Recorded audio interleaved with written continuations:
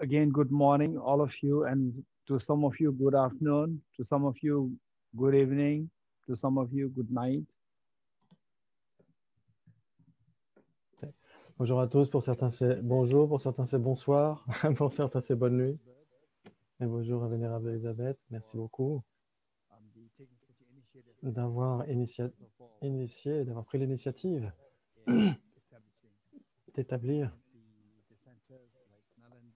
de faire rencontrer ensemble, d'établir tous ces centres, Vajrayogini, Nalanda, Kalachakra, et de rendre service au Dharma et à tous les êtres. Et j'apprécie cela. Et donc j'apprécie tellement tous tes efforts. Et bienvenue à tous. As we did yesterday, donc, comme on l'a fait hier, on va faire un petit peu de prière préliminaire pour établir une motivation appropriée. Et celle-ci implique visualiser le champ de refuge, visualiser le champ de bodhicitta. Et le but de cette pratique, et pour le champ de refuge, vous visualisez le Bouddha Shakyamuni, sa sainteté, le Dalai Lama. Et donc, surtout en cette occasion aujourd'hui où le Bouddha est descendu de Tushita sur la terre, après donc Tushita, ou qu'on appelle aussi le monde des 33, où il a enseigné pendant 3 mois à sa mère, ainsi qu'à tous les Devas et les Devis qui sont dans ce monde. Et puis, ici avec la Sangha, quand le Bouddha est descendu avec toute sa Sangha pour venir à nouveau aider tous les êtres. Et donc, c'est ce jour extrêmement auspicieux. Toutes les vertus que nous développons sont vraiment multipliées. Et donc, quand, par exemple, il y a 1 heure, et on a commencé avec les enseignements de sa sainteté le Dalai Lama, ensuite on a pris l'effet de Bodhisattva d'aspiration, et puis il y a eu des questions-réponses. Et donc, je suis sûr que certains d'entre vous ont pris part à cela.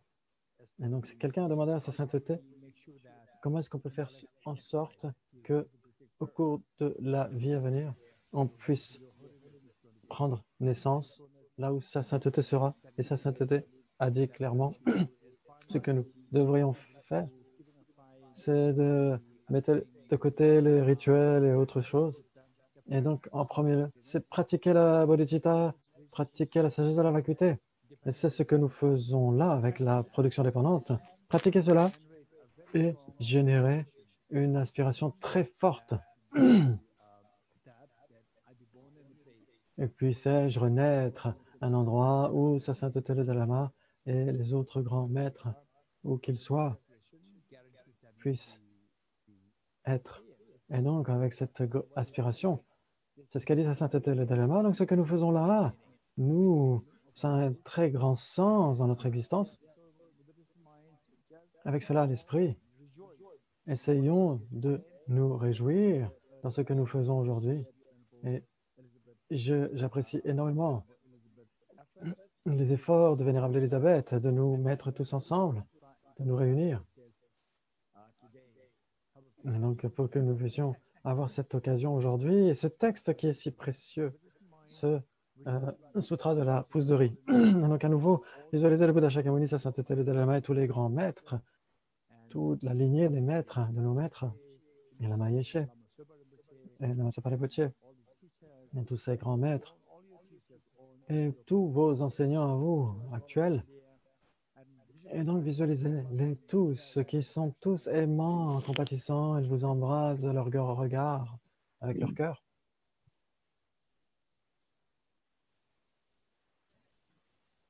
Et le chant de Bodhicitta, visualisez vos 2 parents et tous les membres de la famille, tout autour, les enfants, etc.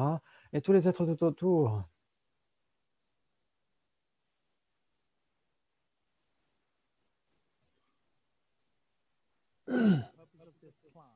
Et le but de cela, c'est d'activer cette nature de Bouddha extrêmement précieuse au fond de nous, de l'activer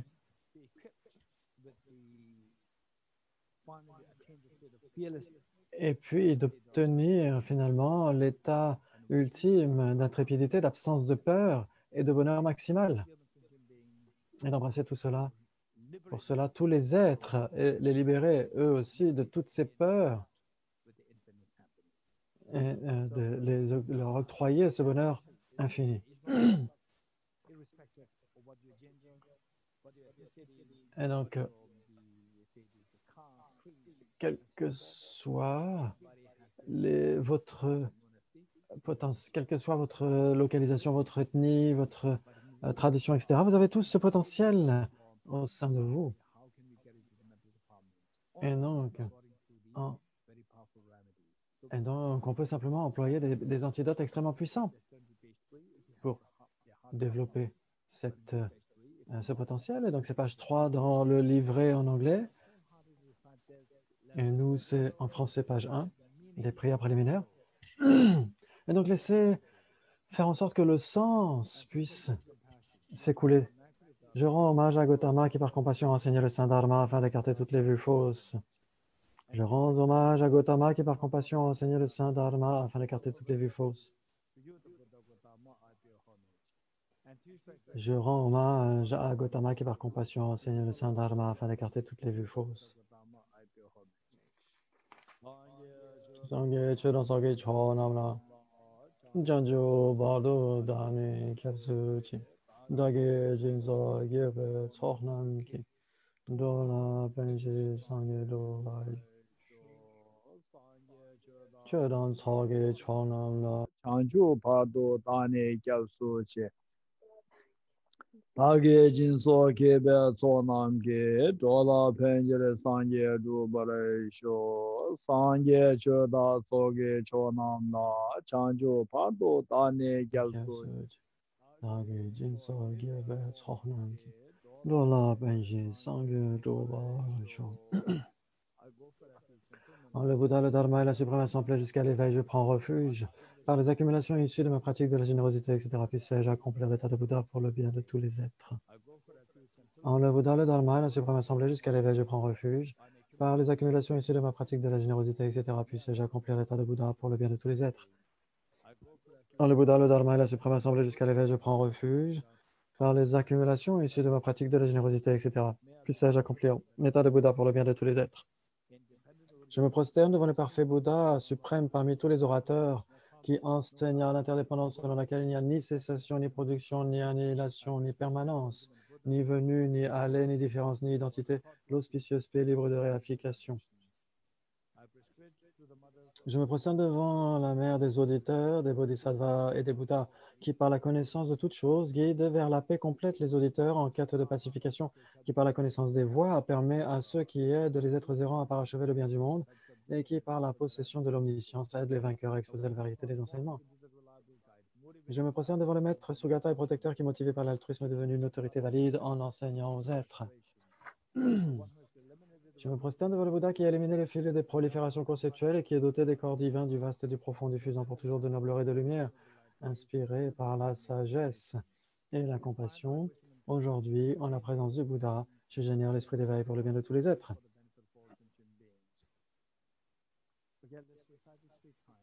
Et donc, on va réciter le mantra 3 fois. On peut lire d'abord le sens. Tous ces phénomènes qui adviennent de cause, de Tathagata, on a enseigné les causes, de même que leur cessation, ainsi par le grand renoncement. Om Dharma Hetum Prabhavam Hetum Desham Tathagato Yavadat Desham Chayo Niroda Evam Vadi Mahasramanaye Swaha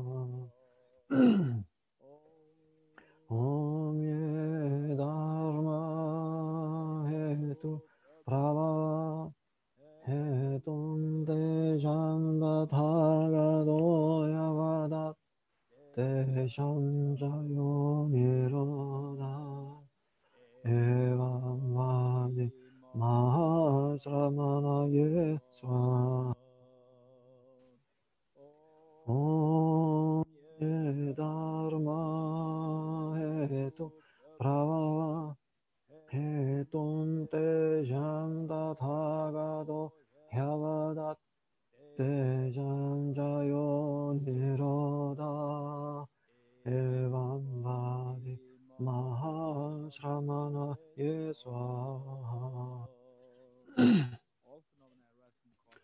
tous ces phénomènes qui adviennent de cause, le Tathagata en a enseigné les causes, de même que leur cessation, ainsi parlait le grand renonçant.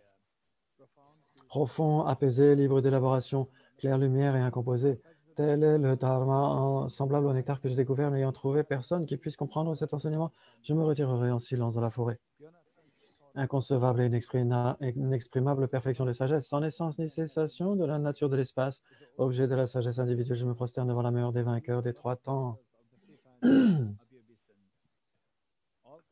Tous les conditionnés sont impermanents, tous les contaminés sont souffrance, tous les phénomènes sont vides, le nirvana et la paix. Le Guru et le Bouddha, pardon. Go for a fish, the Guru. By the sound of vibrant drum of Dharma, you liberate all Par le son du vibrant tambour du Dharma, vous libérez tous les êtres de la souffrance. Je vous prie de bien vouloir demeurer et de donner les enseignements jusqu'à la fin d'innombrables milliards d'éons. Le Bouddha ne lave pas les négativités des êtres, pas plus qu'il n'ôte leur souffrance de ses mains ou qu'il ne leur transfère ses réalisations spirituelles. C'est parce qu'il leur enseigne la vérité de l'incité que les êtres sont libérés. Les mains jointes, je supplie les Bouddhas de tous les horizons d'allumer la lampe du Dharma pour nous tous qui sommes égarés à l'obscurité de la souffrance. Si vous êtes attaché à cette existence, vous n'êtes pas un pratiquant spirituel. Si vous êtes attaché au samsara, vous n'avez pas de renoncement. Si vous êtes attaché à votre but, vous n'avez pas l'esprit d'éveil. Si la saisie advient, vous n'avez pas la vue.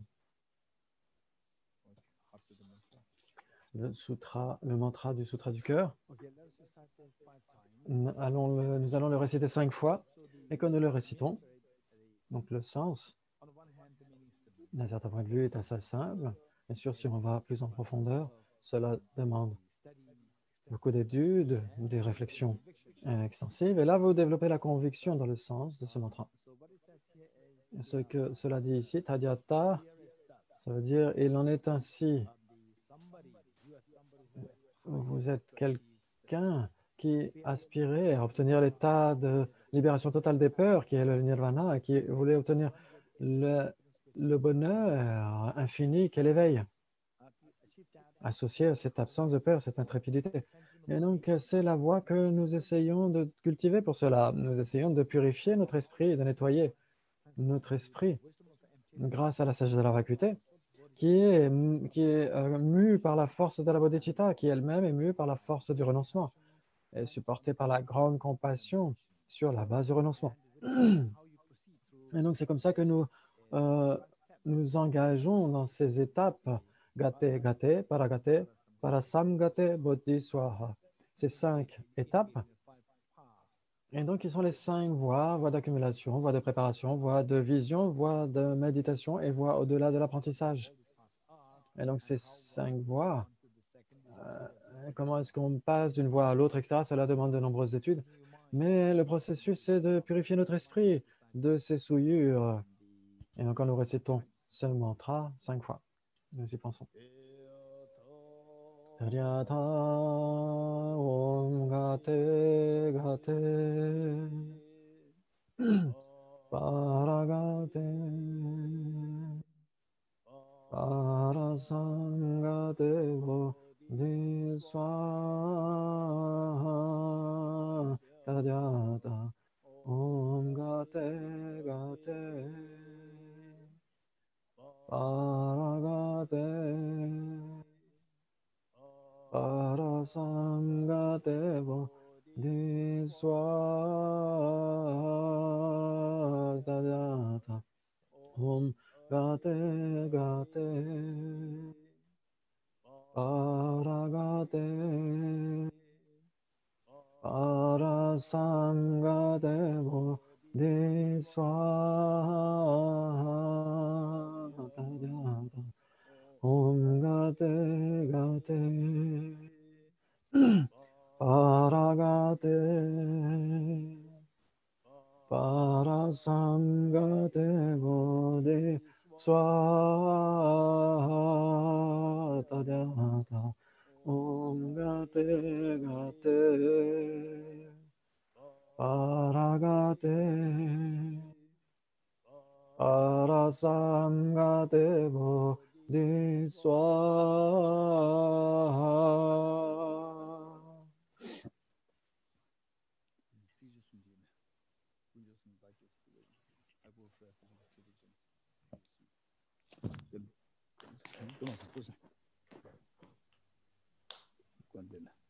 Okay, what do you do is that on this auspicious day, Ce que nous allons faire au cours de ce jour auspicieux de Habab Tuchen, page 50 en anglais.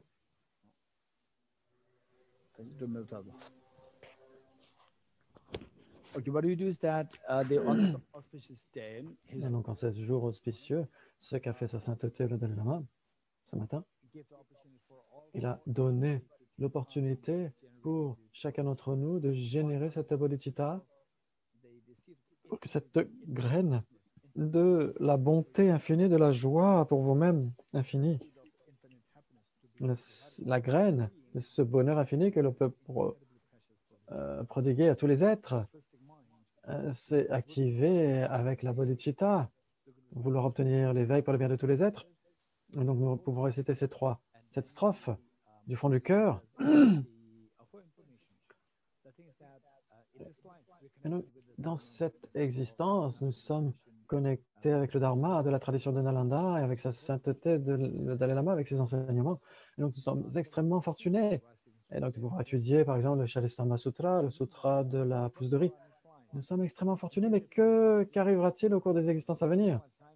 Si nous n'obtenons pas l'éveil au cours de cette existence, si ce n'est pas le cas, et donc c'est un voyage extrêmement noble, extrêmement plein de sens. Cela prend du temps, quel que soit le temps que ça prenne pour obtenir l'éveil. Donc, sauf si vraiment quelqu'un met autant d'efforts que Dieu ne l'aurait pas. Mais sinon, cela prend énormément de temps d'obtenir l'éveil. Et donc, il faut faire en sorte que, au cours de nos existences à venir, nous puissions rencontrer le Dharma. C'est le point numéro 1. Et pour que on peut très bien avoir des personnes extrêmement brillantes, extrêmement intelligentes, mais qui n'ont pas de rencontre avec le Dharma. Qu'est-ce qu'on peut faire dans ce cas-là? Une fois qu'on est connecté avec le Dharma, cela ne veut pas dire qu'on veuille nécessairement s'y engager d'une manière sincère. Hein, il n'y a pas de garantie. Donc, le premier point, il faut voir comment est-ce qu'on peut se connecter vis-à-vis du Dharma. Une fois qu'on est connecté, comment est-ce qu'on peut faire en sorte qu'on ne va pas perdre notre temps et qu'on va tirer avantage du mieux possible de cette rencontre avec le Dharma. Donc, comment est-ce qu'on peut faire en sorte que nos efforts soient consistants et réguliers? Donc, d'abord rencontrer le Dharma et ensuite que notre engagement dans le Dharma soit sincère et constant. Et donc, pour cela, nous avons besoin de prières qui sont extrêmement puissantes. Et donc, bien sûr, pour être à nouveau en contact avec le Dharma, il faut déjà s'y appliquer dès cette existence. Et donc, ici, il y a prendre les vœux de Bodhisattva. Il n'y a pas besoin d'avoir des engagements spécifiques quand on prend les vœux de Bodhisattva d'inspiration. L'engagement fondamental ici, c'est de se dire, à partir d'aujourd'hui, je ferai de mon mieux pour rendre service, pour être bienfaisant vis-à-vis des autres. Si ce n'est pas le cas, au moins, je m'abstiendrai de les blesser, de leur nuire. Et donc, si c'est votre cas, à ce moment-là, vous êtes éligible pour prendre les vœux de Bodhisattva. Et donc, essayez de renforcer votre visualisation des Bouddhas et des Bodhisattvas en face de vous et visualisez vos deux parents, tous les membres de la famille et tous les êtres tout autour de vous. Et vous êtes en train de guider cette prière, ce voyage. Je prends refuge dans les trois joyaux, je confesse toutes mes négativités individuellement, je me réjouis dans toutes les vertus de tous les êtres, je maintiens le précieux éveil dans mon cœur, je prends refuge dans les trois joyaux, je confesse toutes les négativités individuellement, je me réjouis dans toutes les vertus de tous les êtres et je maintiens le précieux éveil dans mon cœur. Je prends refuge dans les trois joyaux, je confesse toutes les négativités individuellement, je me réjouis dans toutes les vertus de tous les êtres et je maintiens le précieux éveil dans mon cœur. Vous, Guru Bouddha et Bodhisattva, veuillez prendre attention à moi de la même façon que les Bouddhas du passé ont généré la bodhicitta, de la même façon, et se sont maintenus dans les pratiques des bodhisattvas, de la même façon, pour le bien de tous les êtres, je vais générer l'esprit de bodhicitta, et de la même façon, moi aussi, je pratiquerai avec succès les bodhisattvas, la pratique des bodhisattvas. Guru Bouddha et Bodhisattva, veuillez s'il vous plaît prêter attention, de la même façon que les Bouddhas du passé ont généré les bodhicitta, et se sont maintenus dans les pratiques avec succès des bodhisattvas. De la même façon, moi aussi, pour le bien de tous les êtres, je vais générer l'esprit de bodhicitta et de la même façon, je m'entraînerai avec succès dans les pratiques de Bodhisattva. Guru Buddha et Bodhisattva, veuillez prêter attention de la même façon que les Bouddhas du passé ont généré les Bodhisattvas, j'en fais autant.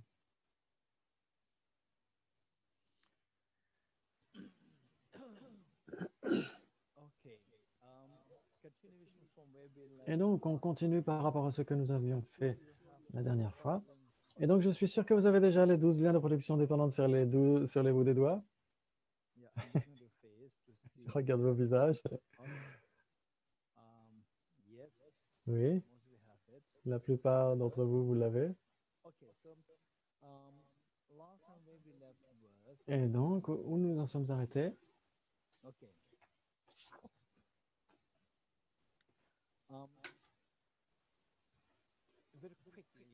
Donc, très brièvement, on va lire à nouveau le texte. Et uniquement quand c'est nécessaire, je l'expliquerai. Sinon, ce que nous avons déjà fait hier, je ne vais pas y revenir. Ce n'est pas nécessaire. Mais simplement pour les personnes qui nous ont rejoints aujourd'hui. C'est pas le bon texte, c'est le sutra. Et donc, en particulier les personnes qui nous ont rejoints aujourd'hui. Donc, pour faire en sorte qu'ils nous suivent correctement. Et donc, comme quelques indications, on va simplement faire un bref résumé et on va revenir dans les détails à partir de ce que nous avons fait hier, où nous sommes arrêtés hier.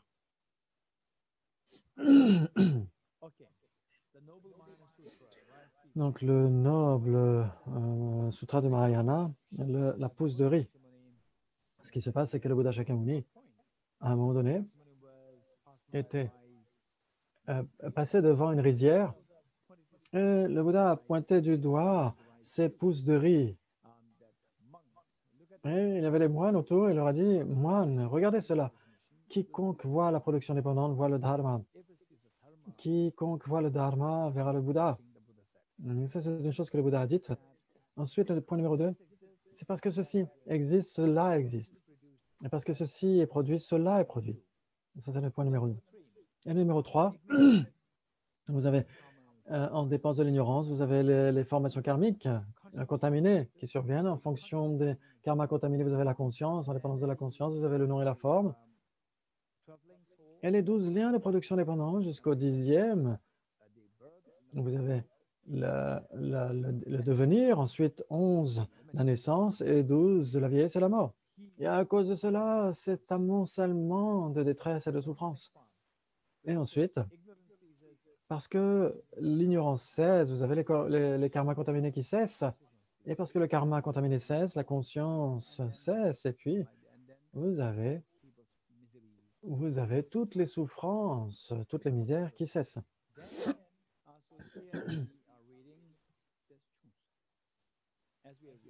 Et donc, comme on lit, quand on lit le texte, ce qu'on peut voir, c'est qu'après cet enseignement, dans l'après-midi, le Bouddha Shakyamuni, qui était allé à Jagabumpuri, en tibétain, c'est le pic du vautour, Gridakruta, en sanskrit. Et donc, à Rajagriha, et donc, le Bouddha a précédé toutes les enseignements. Il y avait tous les disciples de Bouddha qui étaient tout autour. Et donc, c'était une occasion assez, comment dire, détendue, etc. Et puis, le vénérable Shariputra a échangé avec Arya Maitreya par rapport à ce qu'avait dit le Bouddha précédemment. Et Shariputra a posé une question à Maitreya. Et donc, quelles sont les questions posées par Shariputra? Shariputra a rappelé à Arya Maitreya, il lui a dit, Vénérable, je me souviens que précédemment, quand le Bouddha passait à côté de la rizière, il a dit, quiconque voit la production dépendante verra le Dharma, quiconque voit le Dharma verra le Bouddha. Et donc, qu'est-ce que veut dire la production dépendante? Qu'est-ce que le Dharma? Qu'est-ce que Bouddha?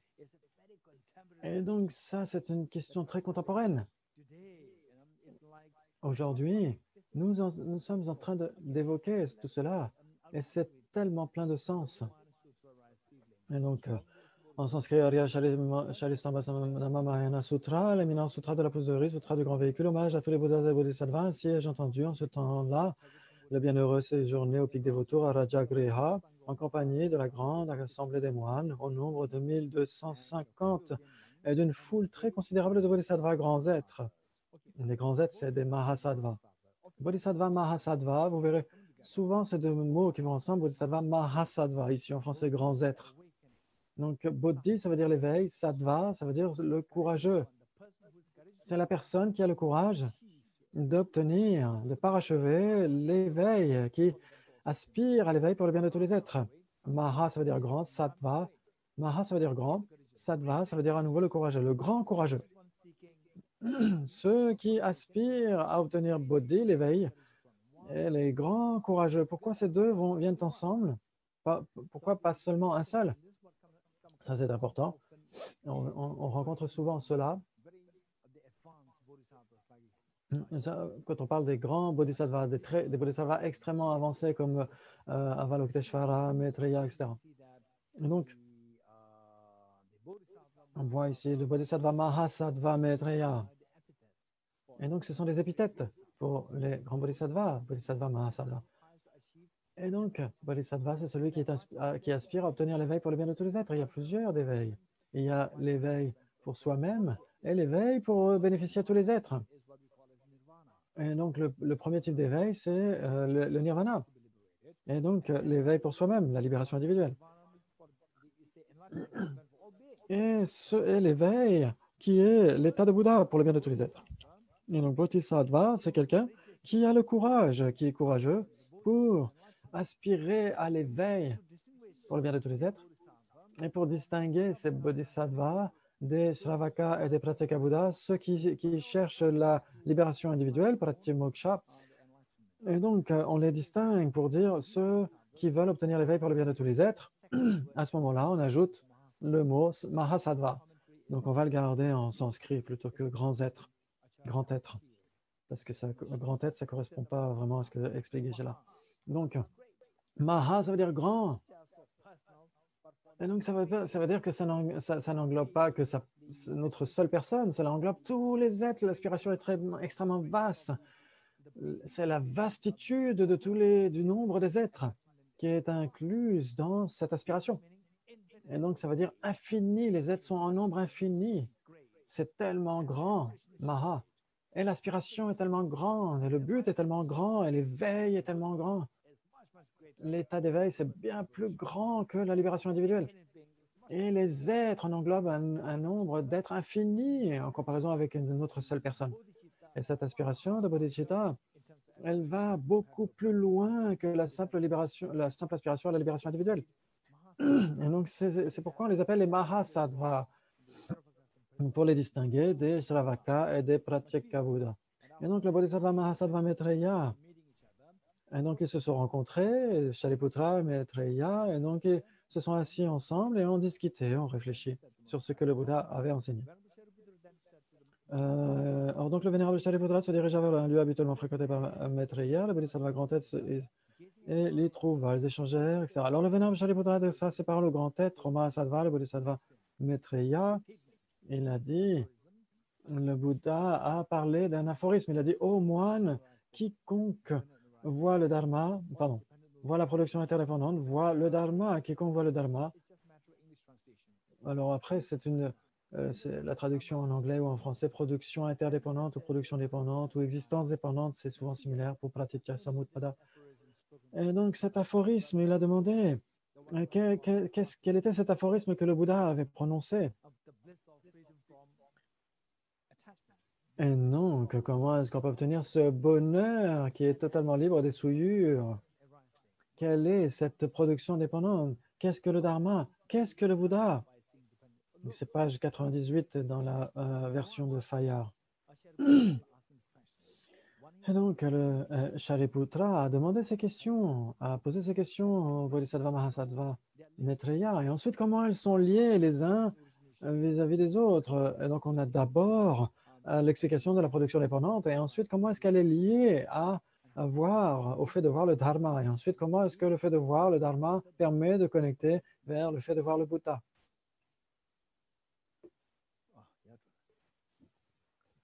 Très bien.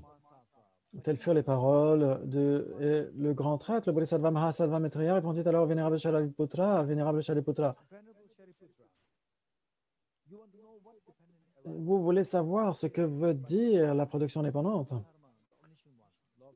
Et donc, si l'on considère ces paroles que le bienheureux, le Seigneur, c'est le Bouddha, le maître omniscient du Dharma, adressa au moine, quand il a dit « Ô moine, quiconque voit la production dépendante voit le Dharma, quiconque voit le Dharma voit le Bouddha », que signifie donc la production interdépendante? L'expression production interdépendante veut dire « ceci étant, cela existe ». De la production de ceci naît cela. Donc en fait, c'est en anglais, c'est ceci étant, cela est. Ceci étant né, cela naît. Donc c'est comme ça qu'on devrait le traduire. Donc vous avez l'ignorance fondamentale qui engendre les formations karmiques, qui engendre la conscience, etc. Et donc ce sont les 12 liens que nous avons vus hier. Et donc de la conscience, vous avez le nom et la forme. Ensuite, du nom et la forme, vous avez les 6 sources. Des 6 sources, vous avez le contact. Du contact, vous avez la sensation. De la sensation, vous avez la soif. De la soif, la saisie. De la saisie, vous avez le devenir.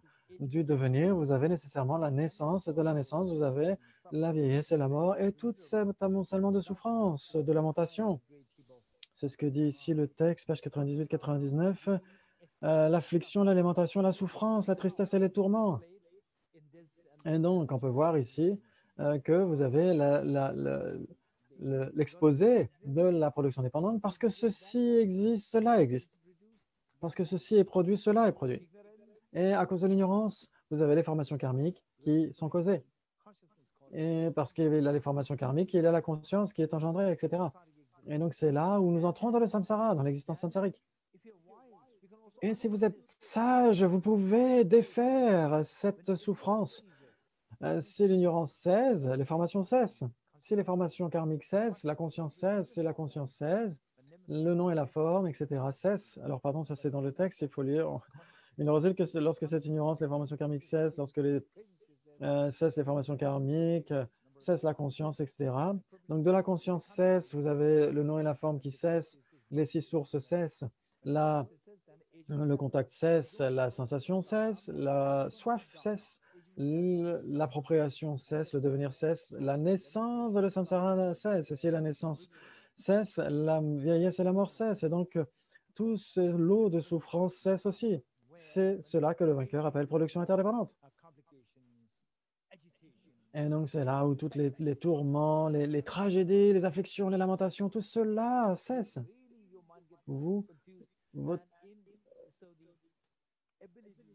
Quand nous sommes dans ces souffrances, notre esprit est tellement, comment dire, privé de sa faculté d'analyser, de chercher, etc. Et donc tout cela disparaît, toute cette confusion disparaît. Et donc ça veut dire tout cet amoncellement de souffrance cesse. Et donc c'est cela. Alors la cessation de cette immense masse de souffrance cesse. C'est cela que le vainqueur appelle production interdépendante. Et donc, c'est comme ça qu'on peut défaire le samsara. On peut défaire le samsara. Comment est-ce qu'on peut se libérer de samsara? De la maladie, de la vieillesse, de la mort, de la détresse. Samsarique, la souffrance de perdre nos proches, la peur, la souffrance de mourir soi-même. D'entrer dans toutes ces souffrances, etc. De tout. De contracter, la peur de contracter le Covid, etc. Toutes ces peurs peuvent être défaites. Ensuite, et donc, qu'est-ce que le Dharma? Et donc, le Bouddha avait d'abord dit, voilà la production dépendante, quiconque voit la production dépendante, etc. Donc ça, c'est une façon résumée ici. Et ensuite, Maitreya va détailler. Ensuite, quiconque voit la production dépendante voit le Dharma. Donc, qu'est-ce que le Dharma? Le Dharma, c'est dans toutes les pratiques que nous faisons,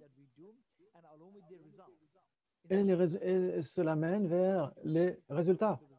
Et donc, les pratiques que nous faisons, quel type de pratiques nous faisons, quels sont les résultats nous obtenons-nous? Le dharma, il s'agit de la noble voie octuple. Et donc, vous avez d'abord la vue juste, de voir la réalité, la vacuité, les productions dépendantes. Ensuite, la pensée juste. Donc, c'est que vous analysez, vous réfléchissez sur le sens de cela, les pensées qui expriment ceci ou cela. Donc, ensuite, avec la pensée, vous avez la parole juste. Et donc, c'est ce qui vous permet de partager votre connaissance aux autres. Ensuite, les actions justes.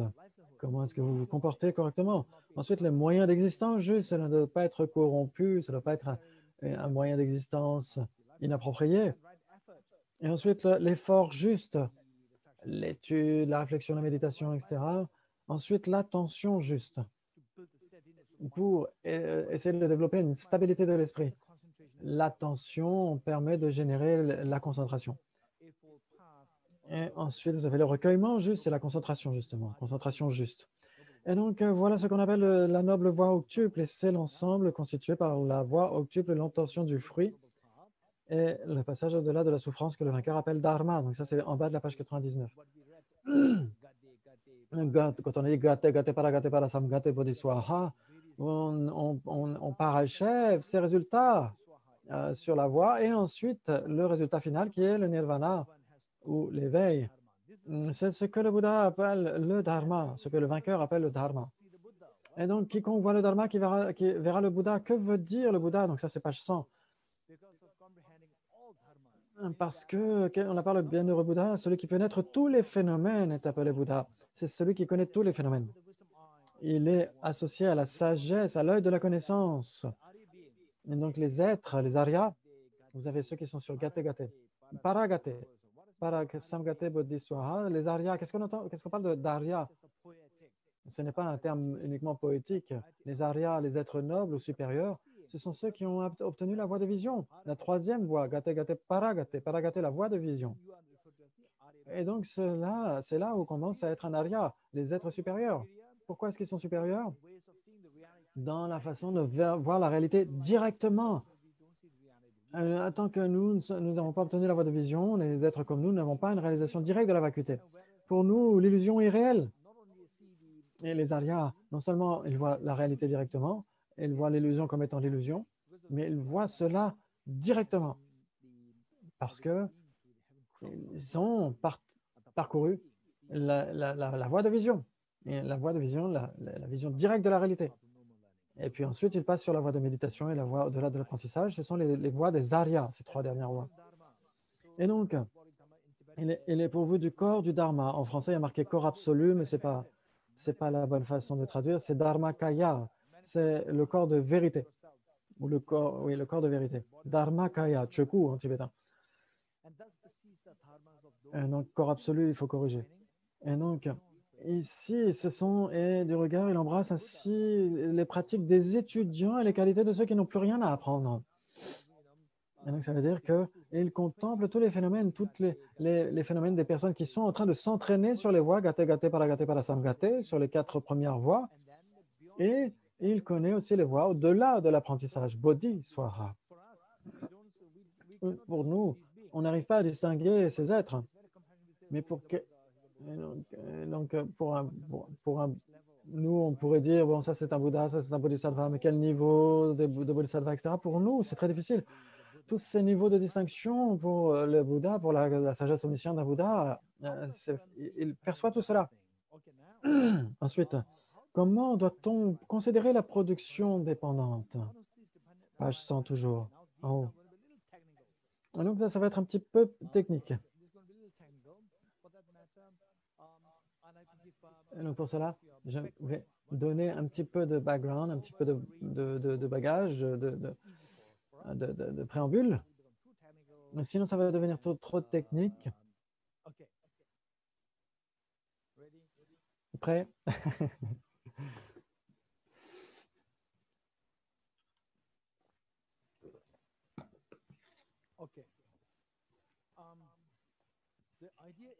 L'idée, c'est que, je ne sais pas si on l'a fait hier, sortir du rêve, être dans le rêve, etc. On l'a fait hier. Donc hier, on a vu ça. Vous allez au lit et vous commencez à rêver. Et quand vous commencez à rêver,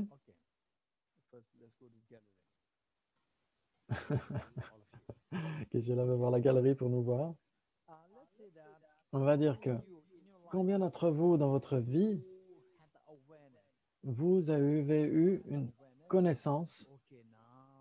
Ok, maintenant, je suis en train de m'endormir. Et là, j'ai l'indication que je commence à m'endormir, je m'endors. Et là, j'ai l'indication que je commence à rêver. Et je peux prévoir que je suis en train de rêver. Combien d'entre vous ont eu cette expérience? Veuillez lever vos mains. Levez vos mains. Non, personne? S'il y a Patrick. Olivia et, et qui?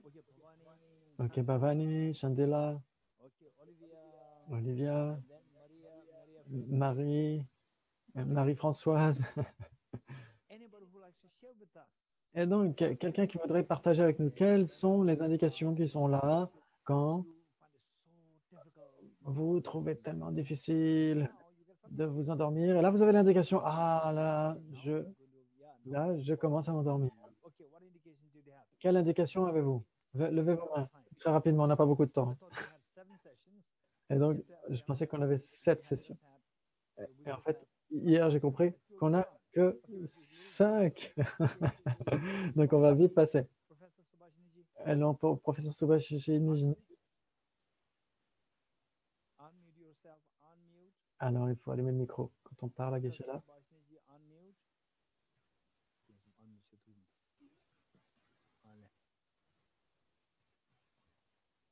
Unmute yourself, Subhashini. No. Donc, il n'arrive pas à allumer son micro. Qui d'autre? Qui d'autre?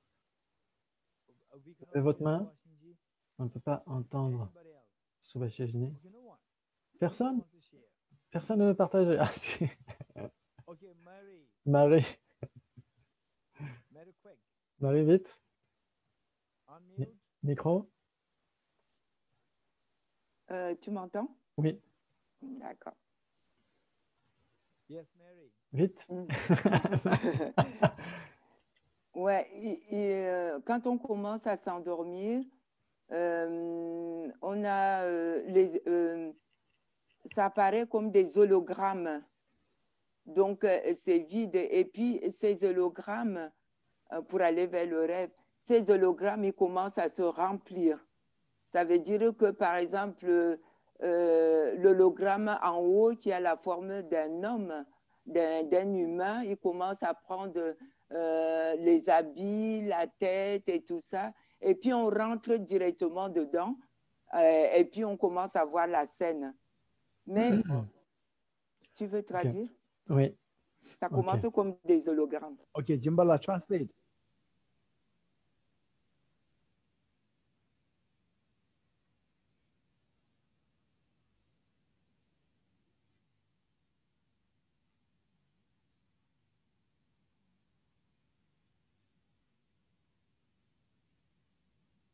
Okay, very good. So these are the indicators. Anybody else?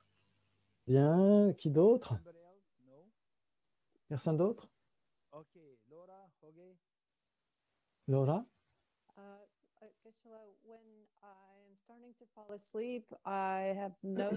Et donc, quand je commence à m'endormir, j'ai remarqué que les sensations physiques commencent à s'estomper.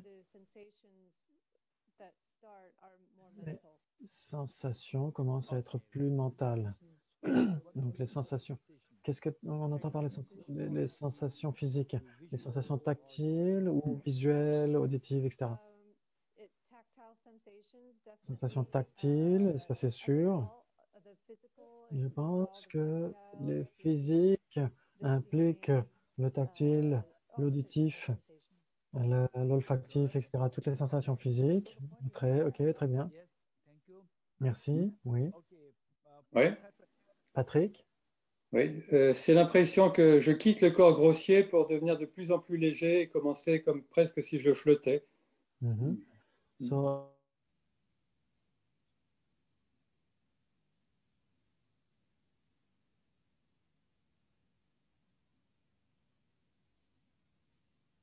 OK. OK, très bien, merci. Et donc, il faut s'observer, chacun d'entre nous. Ah, Marie-Françoise, Marie-Françoise, tu voulais dire quelque chose? Le micro, le micro, le micro.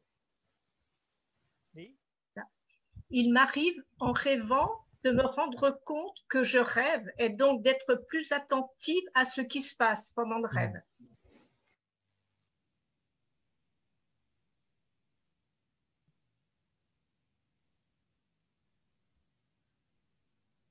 C'est bon? OK. OK, merci.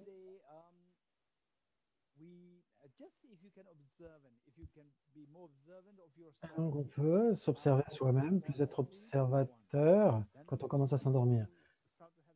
Et ensuite, on commence à avoir ce rêve, c'est un autre point. Donc, d'être plus sélectif. Et donc, quand on commence à s'endormir, ensuite on commence à dormir et puis à rêver. Donc, dans votre rêve, vous avez toutes choses qui arrivent l'une après l'autre. Et parfois, un cauchemar suit un autre cauchemar, etc. Et donc, ça peut être pendant une heure. Ça parfois être un petit peu fatigant. Et donc, puis vous vous réveillez. Et puis, vous revenez, vous vous endormez. Et vous, je suis sûr que beaucoup d'entre vous ont eu cette expérience. Et donc, la conscience onirique est comme cela. Il y a des mauvais rêves, des bons rêves, etc.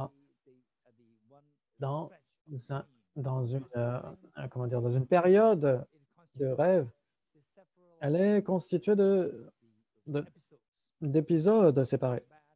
Bon, pas bien, extrêmement plaisant, extrêmement effrayant, plutôt plaisant, très effrayant, etc.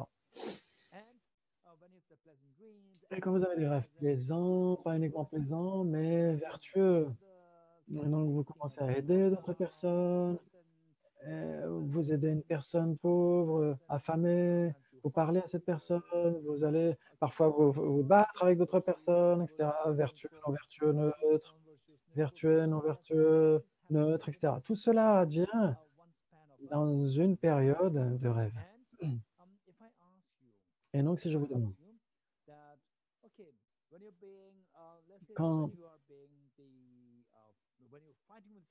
et donc, quand vous battez avec quelqu'un d'autre dans le rêve, bien sûr, ce n'est pas bien. Quand vous êtes bon, vous avez quelqu'un, bien sûr, c'est bien. Mais il y a quelque chose qui cloche avec cela, même dans le rêve. Même si c'est dans un rêve et que vous voulez aider cette personne, vous voulez être bon, c'est vertueux. Mais il y a toujours quelque chose, il y a un petit problème, n'est-ce pas? Il y a un petit problème. Et il y a une erreur là, il y a un problème là. Ce n'est pas parfait. Et donc, qu'est-ce qui n'est pas parfait dans ce rêve vertueux?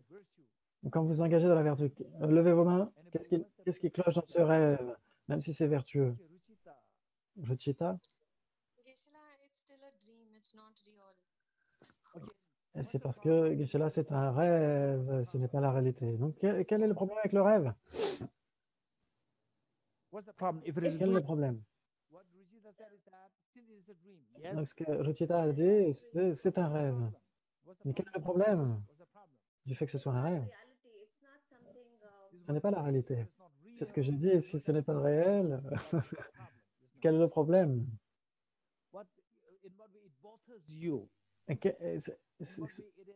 Donc, de quelle manière ce n'est pas bon pour vous? Et c'est la question. Vous comprenez? Vous comprenez la question? Qu'est-ce qui fait? Pourquoi ce n'est pas bon pour vous? Levez vos mains. Combien d'entre vous voulez des choses qui n'est pas bon pour vous? Donc, je ne peux pas vous voir correctement. Combien d'entre vous ne voulez pas quelque chose qui n'est pas bon pour vous? Bah, tout... c'est facile. Bah, tout le monde, on ne veut rien qui ne soit pas bon pour nous. Et donc, c'est que je demande ça. Même si c'est un rêve vertueux, où vous êtes bon, gentil, vous aidez quelqu'un qui a faim, soif, etc. Vous lui donnez à manger, vous l'aidez, vous lui parlez, etc. Et vous-même, vous vous sentez bien. Même ce rêve a quelque chose qui n'est pas bon. Qu'est-ce qui n'est pas bon dans ce lever vos mains, Patrick?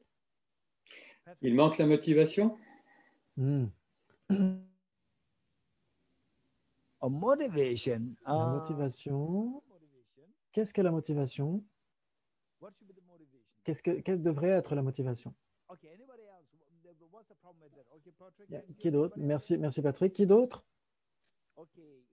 Isabelle? Il manque le résultat. Hein? Oh, the result is missing. Of course, the result is there. Oui, mais le résultat est là, on se sent bien, non?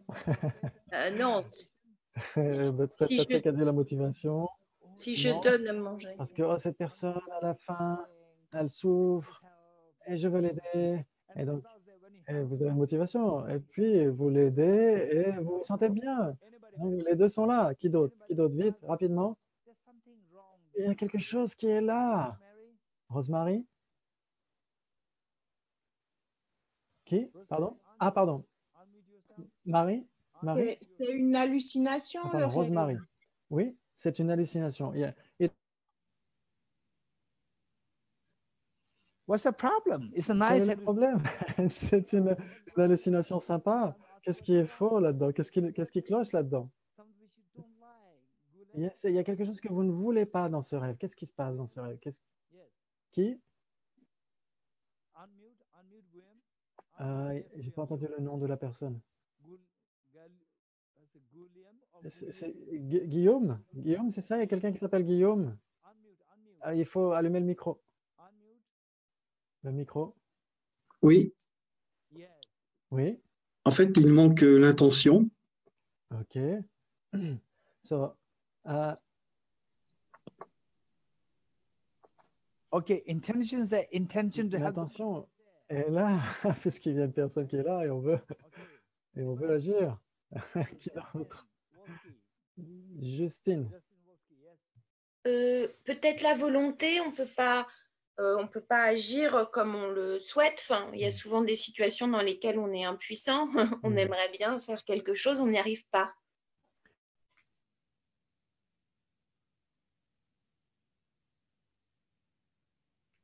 Je sais pas si... OK. So, Okay. Donc, il y a beaucoup de rêves où on voudrait faire quelque chose, mais cela n'arrive pas. Mais là, dans ce rêve particulier, quand vous voyez cette personne qui souffre et qui a faim, par exemple, et vous avez l'intention, la motivation d'aider, et vous utilisez votre volition, votre volonté, et vous avez votre volonté. Cela agit en accord avec ce que vous voulez faire. Enfin, vous agissez en accord avec ce que vous voulez faire. Qui d'autre? Bruno? C'est Annie, en fait. Annie Bruno Pinel. Vas-y, allume ton micro. Annie? Annie?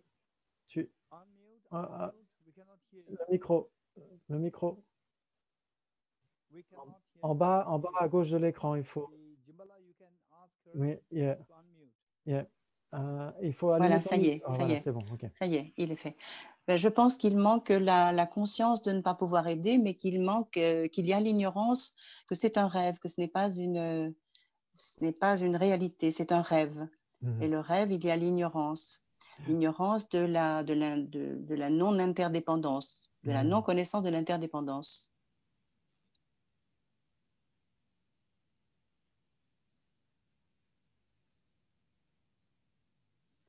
No.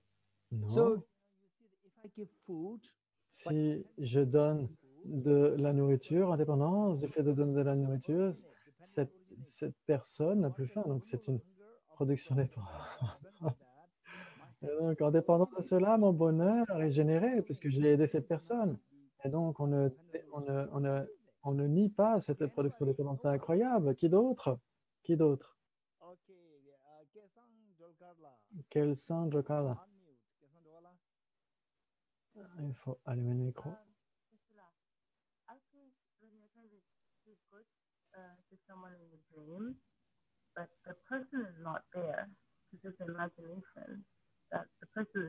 Donc la personne n'est pas là en rêve, c'est une imagination, il n'y a pas de personne qui soit là. Le son est très lointain. Est-ce que tu peux répéter? Donc la personne n'est pas là, c'est ce que tu dis? Donc l'intention est là, l'action est là, mais la réalité c'est que la personne n'est pas là. Et quel est le problème? Quel est le problème? Qu'est-ce qui n'est pas bon pour vous? Ce n'est pas bon pour moi. Il y a quelque chose qui est là, qui n'est pas bon pour moi. Quelle est cette chose? In dream, we feel like it's the Je reality. pense que dans le rêve, nous pensons que c'est la réalité, et ça, c'est le problème. Ce n'est pas la réalité, c'est un rêve. Voir le rêve comme étant réel. Et donc, ce n'est pas factuellement concordant. Cela n'est pas en accord avec la réalité.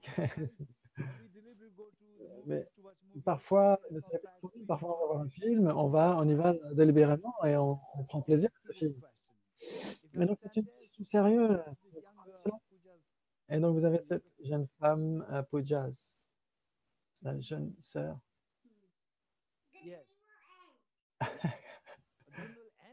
Le rêve se terminera, oui. Donc, si le rêve se termine, donc je suis d'accord avec toi. Quel est ton nom?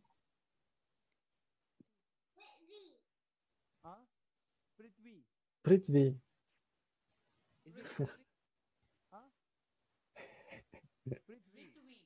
Prithvi. Prithvi. Ok, c'est le nom de la jeune sœur de Puja. Merci, Prithvi. Kim Louis. Le micro. Et donc, brièvement, est-ce que c'est parce que c'est sympa, donc on se sent heureux, mais on finira par sortir de ce rêve de toute façon. Donc ces deux réponses, en effet, sont à peu près similaires. Vous avez la même réponse en même moment. C'est incroyable. Et donc, en effet, le rêve va venir à son terme. Et donc, il n'est pas permanent. Il va cesser. Par exemple, ce jus, c'est du jus. Si j'en bois trop, cela va me faire du mal. Ce n'est pas bon. Mais si je le bois maintenant, c'est bon. Et il va se terminer. Donc, ce n'est pas un problème pour moi.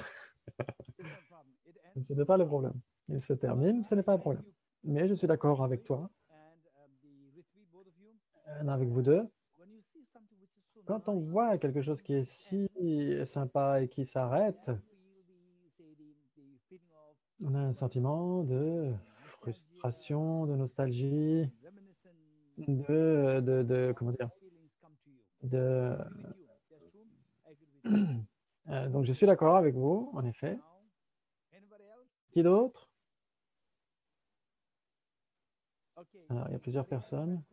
Ok, Marie-Françoise. Marie-Françoise. Le micro, le micro, le micro. Voilà. Le rêve ressemble à un film, à des images d'un film qui se déroule. Nous sommes spectateurs, mais pas créateurs. Non?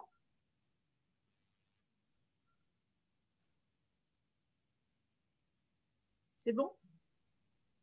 Ok, that's close. Ça c'est déjà plus proche. Marie-Françoise, merci. C'est plus proche, en effet. Et Marie? Micro? Le problème est que on veut faire quelque chose de vertueux, comme on a dit, mais on n'arrive pas à accomplir complètement et correctement son action. Il y a toujours quelque chose qui cloche là, on ne sait pas pourquoi. Qui vient clocher, oui, on ne fait pas correctement ni directement son action, il y a quelque chose qui vient, qui peut venir clocher et on ne maîtrise pas. But what's the problem? Quel est le problème? Quel est le problème? Quel est le problème? Le problème est qu'on on ne maîtrise pas. OK, very good. OK, très bien. Donc, les deux Marie, Marie-Françoise et Marie, la réponse est similaire. Et Rosemary? Dans le rêve, en fait, on ne peut pas agir sur la matière. Si on donne à boire à un chien en rêve, le chien, il ne boit pas vraiment. So,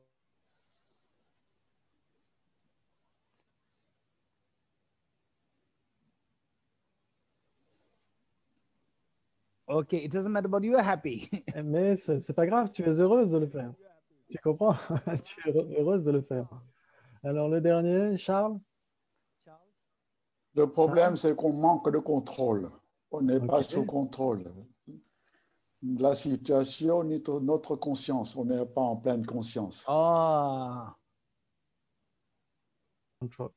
OK, so now, OK. Donc, je vais revenir. Merci. Merci aux deux Marie, trois Marie, Charles. Et donc, ce que vous avez dit, je vais essayer de paraphraser. Combien d'entre vous voudriez avoir un rêve au cours duquel, au cours de l'Habab-Ditchen aujourd'hui, c'est ce jour auspicieux où le Bouddha est descendu de Tushita et vous voudriez être avec sa sainteté vous invite à boire un thé. Sainteté. Qui d'entre vous voudrait avoir ce rêve? Levez vos mains. De boire un thé avec sa sainteté. Tout le monde. Combien d'entre vous auront ce rêve ce soir? Combien d'entre nous auront ce rêve ce soir? Levez vos mains. Personne. Pourquoi pas? Mais c'est un rêve très plaisant. C'est génial ce rêve. Pourquoi pas? Pourquoi est-ce que vous ne pourrez pas avoir ce rêve ce soir? Juste une personne. Qui peut expliquer pourquoi? Une personne. Bawani? Ah. OK. Parce qu'il est probable qu'on puisse se réveiller.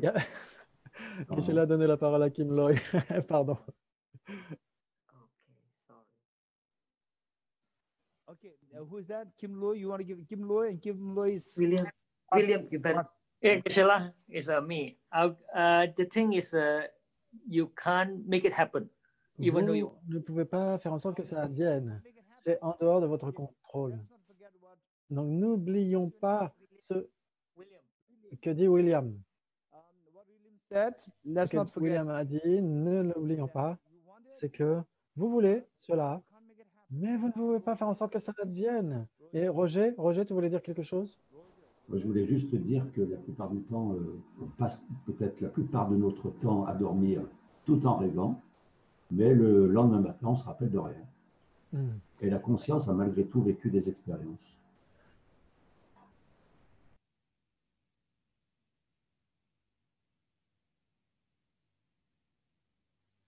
OK.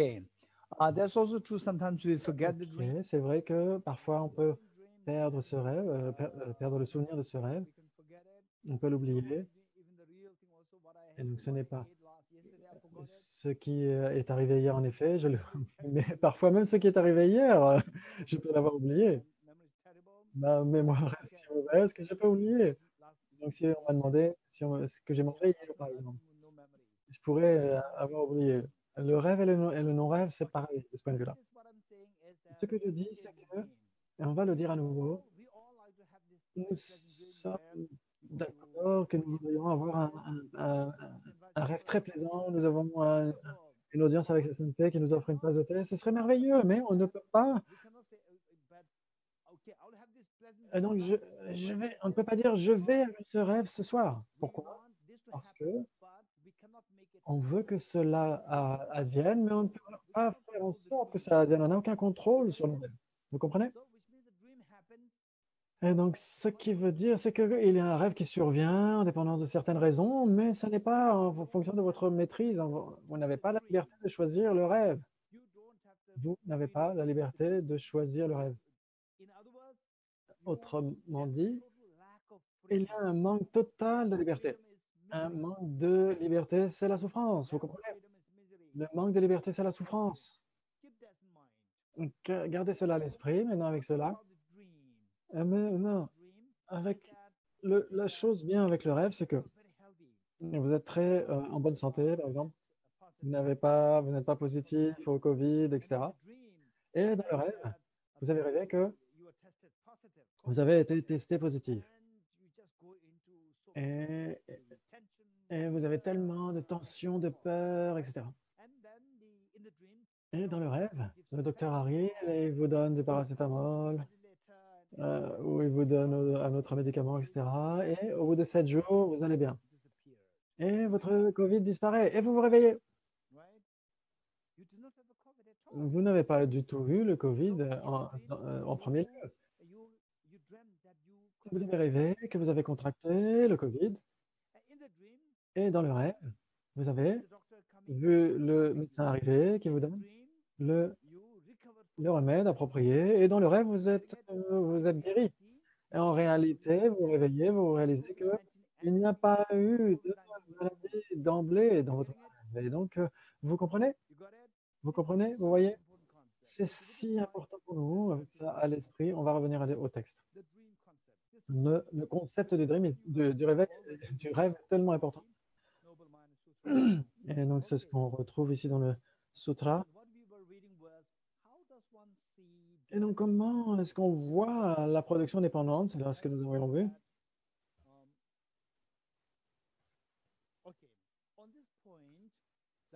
Donc, sur ce point, le Bhagavan, le Bouddha, a dit, celui qui voit la production dépendante sont invariables. Les éléments de la production interdépendante sont invariables. Et donc, de toute façon, dans le rêve, vous avez fait quelque chose, vous vous réveillez, vous dites, mais vous avez donné à manger à quelqu'un dans le rêve, et ça, la faim de cette personne a disparu, vous étiez tellement content, et puis vous vous réveillez, vous voyez que cette personne n'était pas vraiment là, vous comprenez? Et donc, ce qui est arrivé dans votre rêve n'était pas vraiment là, et ça c'est constant, ça c'est stable. C'est la réalité, ce qui est tellement stable. Constant ici, en français c'est quoi? C'est invariable. Invariable, ça veut dire que le rêve n'est pas la réalité. Ça c'est très constant comme réalité. C'est très constant, c'est invariable. Invariablement, l'illusion n'est pas la réalité. C'est ce que veut dire ici invariable.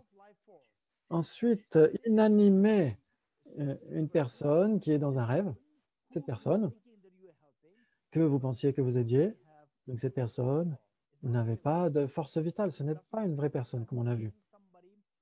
Donc inanimé, ça veut dire qu'il n'y a pas de personne qui soit associée au principe vital. Privé de vie, c'est ce que dit le texte ensuite, page 100 toujours. Bien que cette personne n'ait pas ce principe vital, ce n'est pas une vraie personne, et une autre personne peut affecter cette personne dans ce rêve. Et donc, une personne privée de principe vital dans ce rêve peut aider une autre personne dénuée de principe vital. Et ensuite, tel quel, en anglais, c'est quoi? Ok. True en anglais, donc véritable, vrai, tel quel. Donc on n'a pas beaucoup de temps, mais il y a beaucoup de textes encore à voir ici, mais on n'aura pas le temps. Mais par la suite, vous pourrez essayer de revoir tous ces points, ces enregistrements. Et donc, sans défaut. Comment est-ce que cette personne qui est privée de principe vital dans ce rêve, elle n'est pas vraie comme on l'a vu? Et ça, c'est la réalité qu'elle n'est pas vraie. Et donc, sans défaut, ça veut dire qu'on peut prouver par des raisons valides que cette personne est dénuée de principe vital puisque c'est dans un rêve. Et donc, cette personne, donc ni produit, non produit, ça veut dire que cette personne dans ce rêve n'est pas véritablement née comme une personne. non produit, non manifesté ou non survenu, not arisen. Donc, ça veut dire que cette personne n'est pas survenue à un moment donné par le passé comme étant une personne par le passé. Ensuite, ni créée. Et donc, cette personne n'a pas été créée par le passé. Et donc, c'est quelqu'un d'autre qui crée cette personne? Non, non plus. Donc, il n'y a pas d'agent extérieur qui fait que cette personne onirique soit une personne. Ni composée, non composée. Et donc, ce n'est pas arrivé par le passé. Il n'y a personne qui soit là dans le rêve maintenant. Il n'y a pas d'agent de l'extérieur qui fait que cette personne existe comme une personne. Mais on pourrait dire il y a des causes et des conditions, des parents qui viennent ensemble. Et puis, pour que la conception survienne dans la matrice de la mère, les cellules mâles et femelles, et puis la conscience de la personne de la vie passée vient s'y adjoindre. Et puis, vous avez une personne qui est créée. Donc, cette personne onirique, parce que ces personnes, ces facteurs, etc., viennent d'ensemble, ne peut pas, même si tous ces facteurs, ces causes et conditions adviennent, la personne ne peut pas être créée de toute façon. Ce n'est pas une vraie personne, c'est une personne en rêve. Donc, non composé, incessant, inconcevable, c'est ouf. Unobstructed, ok. Unobstructed, ça correspond à quoi? Incessant ou inconcevable? Non, incessant, ok, d'accord. Donc, ça ne correspond pas du tout au français. Ok, donc à chaque fois qu'on a ce rêve dans le temps et dans l'espace, cette personne dans le rêve n'est pas une personne véritable et inobstruée. Ça veut dire que ça implique tout le temps et l'espace qui est inclus dans le rêve. Ensuite, imperceptible. Donc, cette personne n'est pas réelle. Inconcevable, tranquille. Donc là, c'est inconcevable en français. Ok.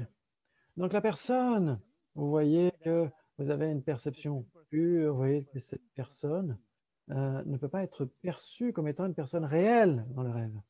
Ensuite, tranquille. Une personne, ça peut être une personne très compliquée dans le rêve, etc. Combien d'entre vous ont rencontré des personnes très compliquées, très compliquées, tout compliqué, etc. Qui d'autre? Qui a rencontré des personnes qui sont compliquées? Olivia. Des gens qui ont peur si je dis oui. Et après, les personnes vont nous faire plus de problèmes. Et il y a des personnes qui sont très compliquées. Peut-être que nous sommes des personnes compliquées pour les autres personnes. Nous, on pense que les autres personnes sont compliquées et ça se trouve que nous sommes compliqués pour les autres. Et donc, on peut avoir des amis, on se dit « Ah, mais c'est tellement difficile de travailler avec vous !» Et les autres vont dire la même chose de nous. Et donc, parfois, les choses sont tellement compliquées.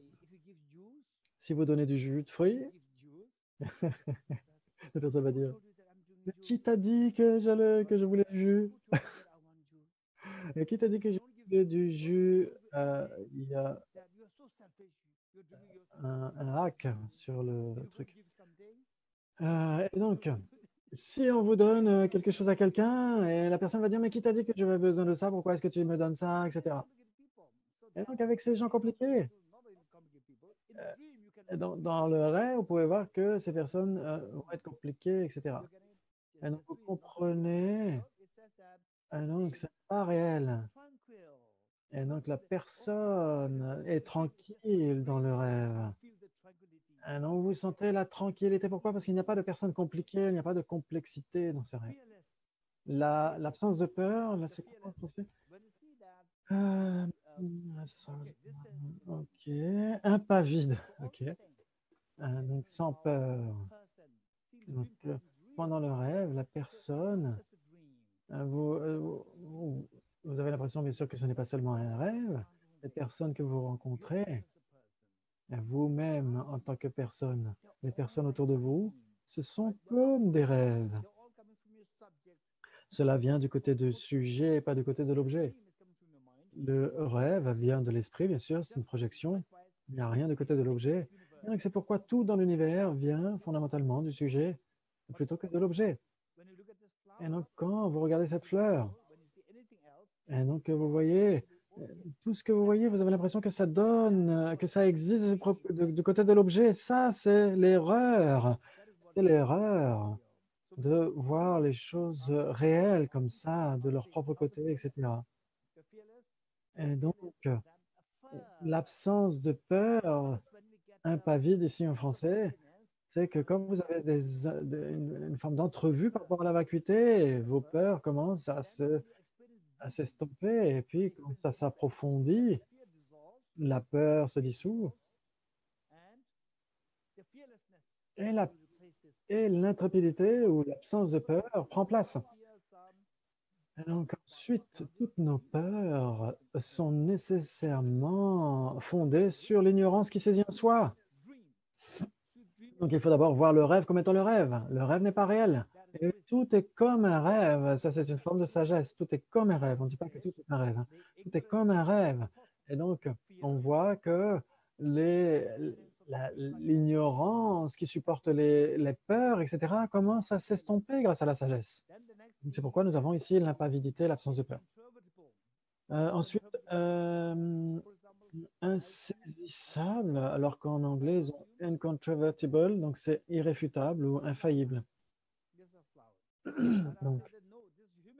Et donc, si quelqu'un dit ça, c'est une fleur, et quelqu'un d'autre dit non, ça, c'est un être humain,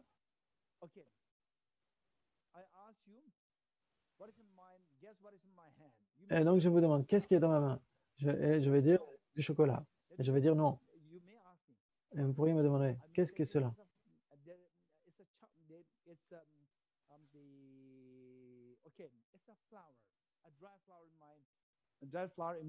Et vous avez en effet une fleur dans ma main. Et donc la personne dit, non, ce n'est pas une fleur, c'est une feuille. Et là, vous dites, non, je pensais que c'était une fleur, mais quand vous la voyez directement avec vos yeux, et donc si vous dites, ça c'est une fleur, moi je vous dis, non, c'est du chocolat, vous allez dire, non, 100%, ce n'est pas du chocolat, ça c'est infaillible, irréfutable. Donc en effet, c'est bien infaillible, c'est pas insaisissable, une erreur en français ici. Et donc, vous pouvez voir que ça, c'est irréfutable, ça veut dire que ça ne peut pas être remis en question. Ensuite, inconcevable et par nature jamais complètement apaisé. Ok.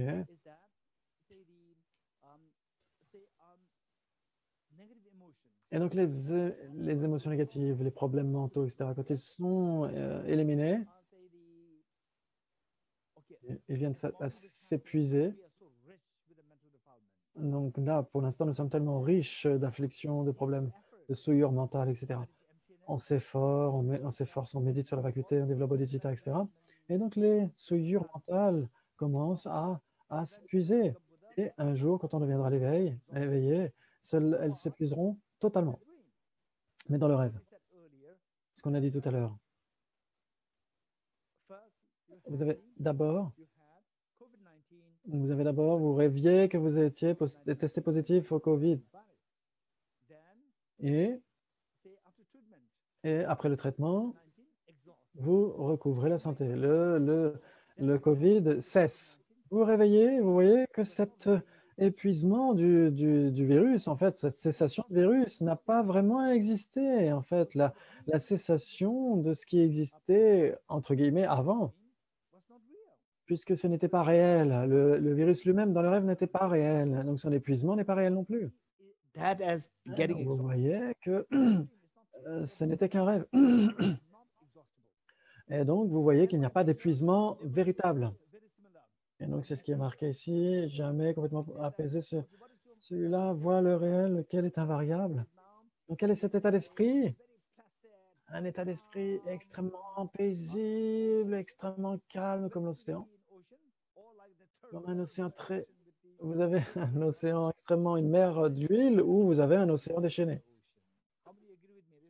Et donc, je n'ai pas entendu la question de Geshe-la. La plupart d'entre nous sont d'accord avec moi. Notre esprit est comme un océan. Ah oui, pardon, c'est ce que demandait Keshe-la. Est-ce que notre esprit est plutôt comme une mer déchaînée maintenant ou comme une mer d'huile?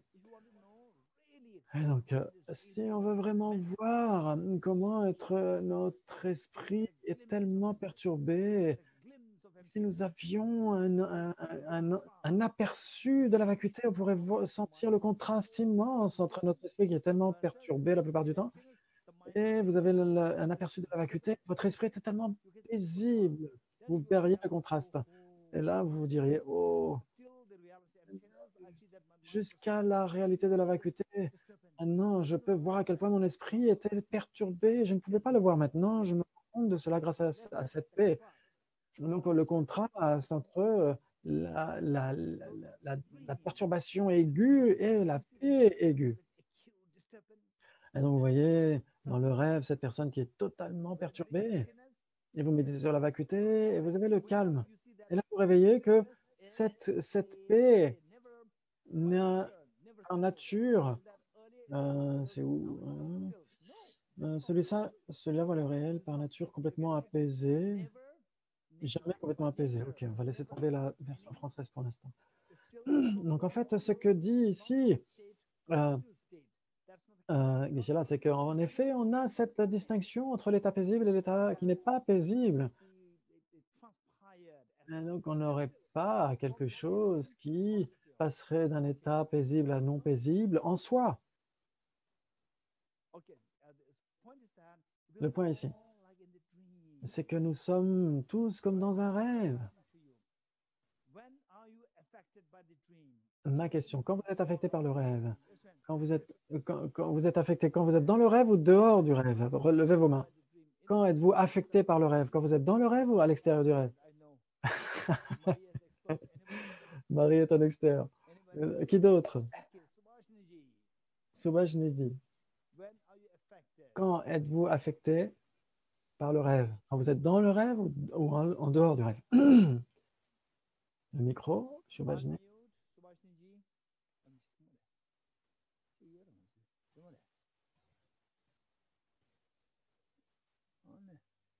Subhashniji, you have to unmute. Okay. Yes. On est dans le rêve. Yes.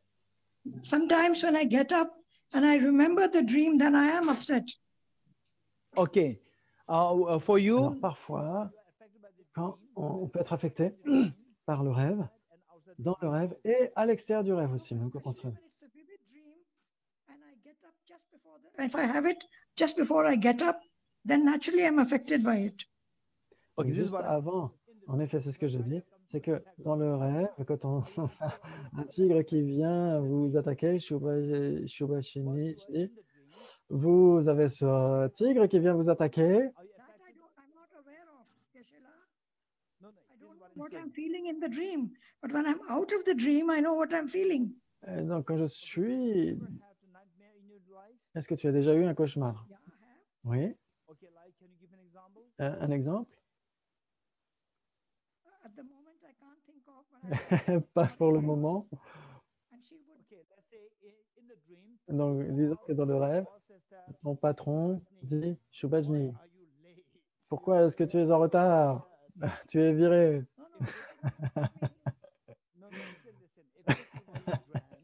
Donc, c'est ce que tu as rêvé. Et dans le rêve, est-ce que tu es affecté ou pas? I'm not aware of that, Geshe-la. That's what I'm saying. C'est ce que je dis, je ne suis pas consciente. Donc, tu n'es pas consciente que tu as un cauchemar.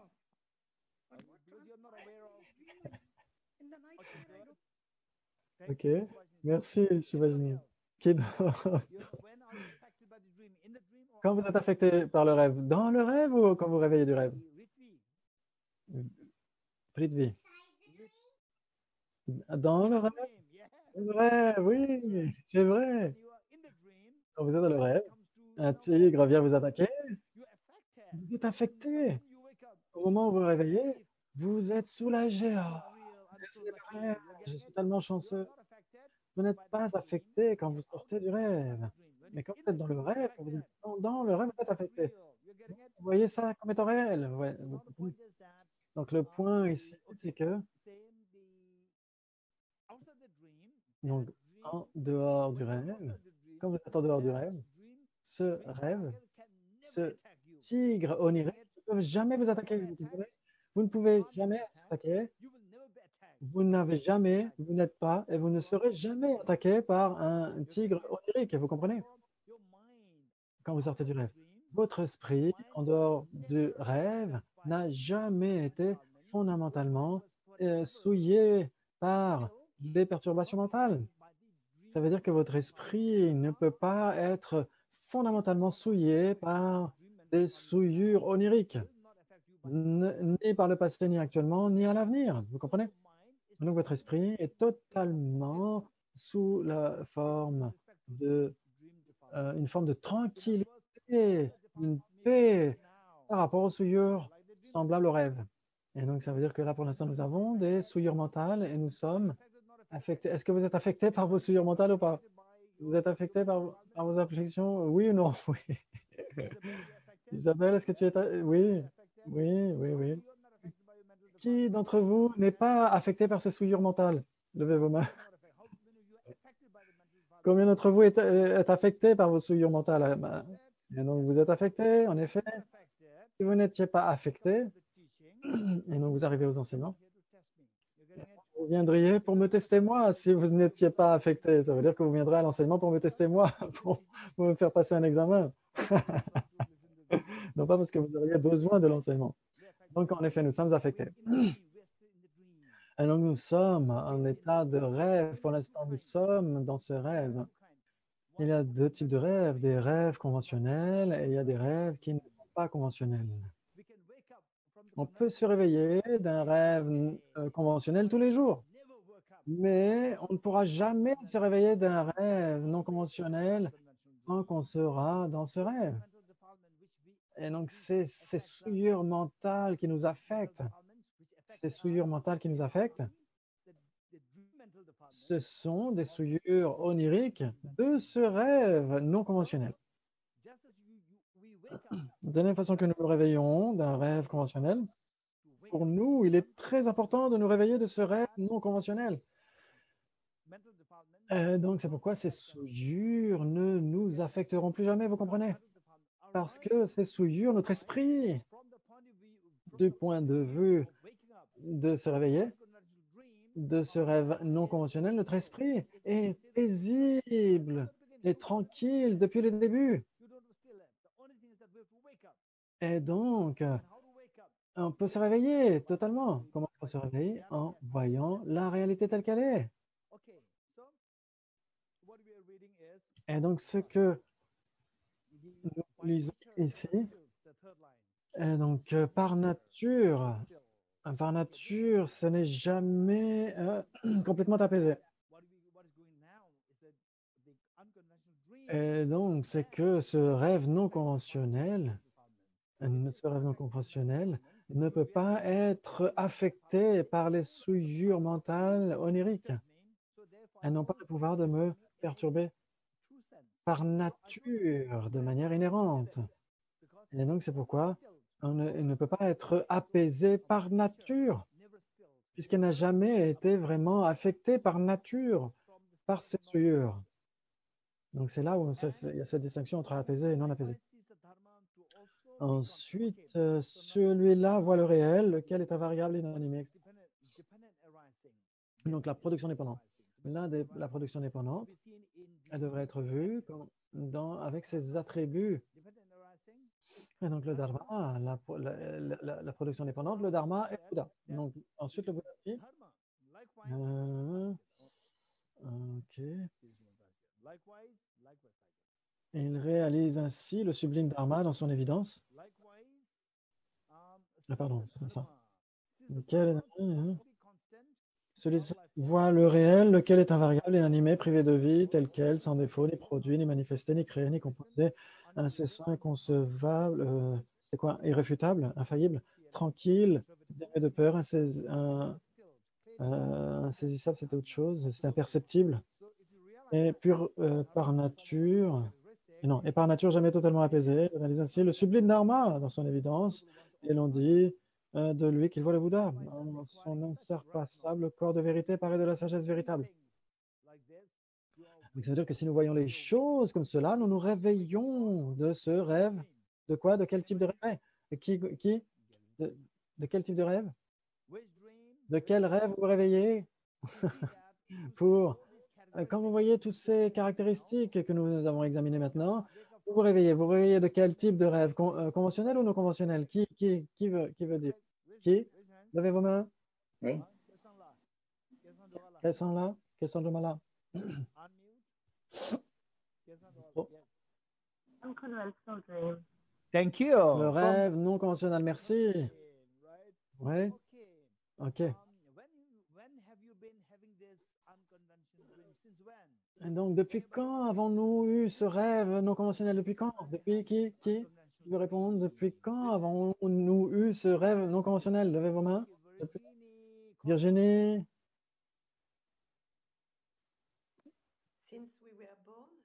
Depuis qu'on est né. OK.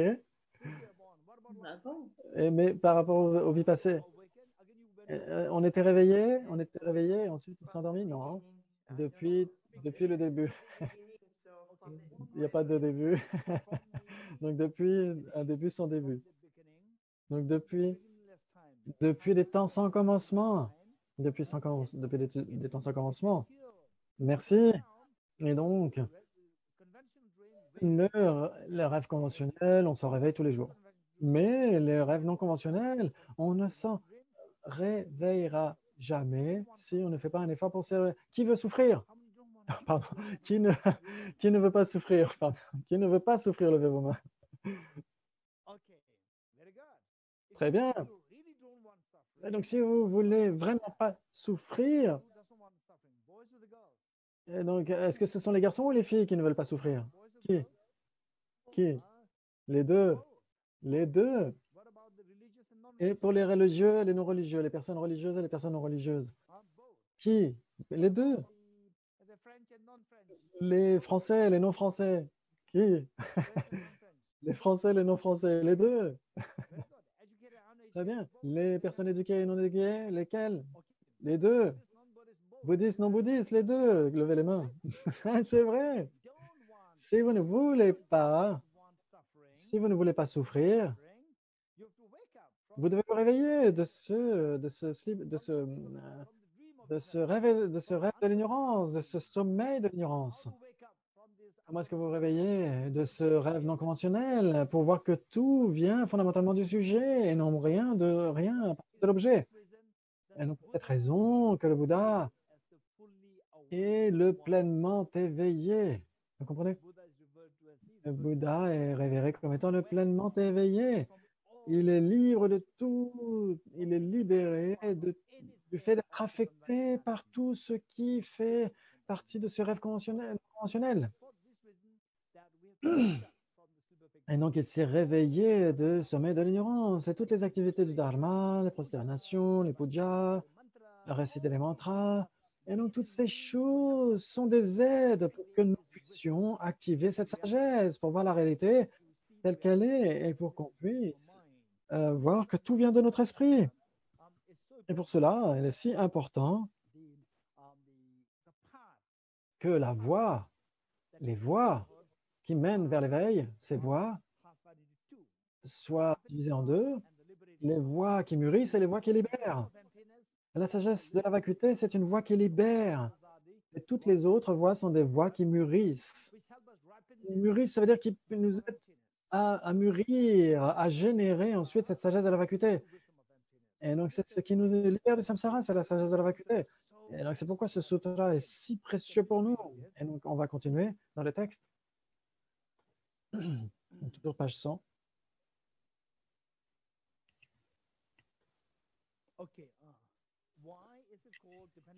Pourquoi dit-on que cette production, qu'elle est interdépendante? Ce qui dépend de causes et conditions. Là, on va entrer un petit peu dans des choses pas trop techniques, mais c'est quelque chose qu'il faut essayer d'examiner avec attention. Et donc, ces phénomènes, rien n'existe de manière vraiment objective, exactement comme dans le rêve, du côté du sujet. Pourquoi est-ce qu'on appelle ça la production dépendante? Ce qui dépend de causes et de conditions. La production dépendante causale et conditionnée. Donc, ce sont des choses. Qu'est-ce que sont les causes? Qu'est-ce que sont les conditions?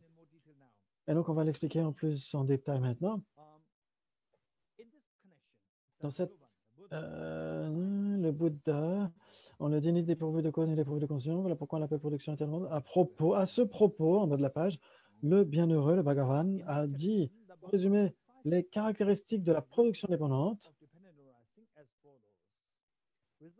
Les résultats proviennent de ces conditions. Les résultats proviennent de ces conditions. Page 101. Et donc, ça veut dire que ce que nous avons vu par rapport aux 12 liens de production dépendante, nous avions vu qu'il y avait plusieurs types de conditions de causalité. Et il y a la production dépendante causale, c'est-à-dire que vous avez les résultats qui dépendent de leur cause.